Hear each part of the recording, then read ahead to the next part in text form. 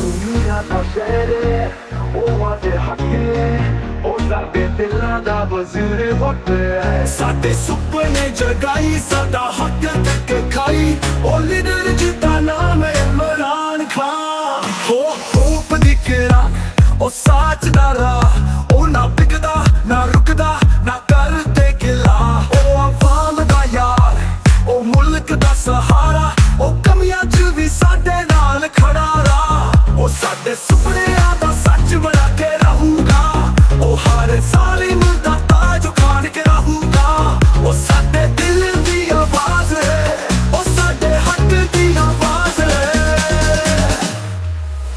ਖਾਨ ਆ ਗਿਆ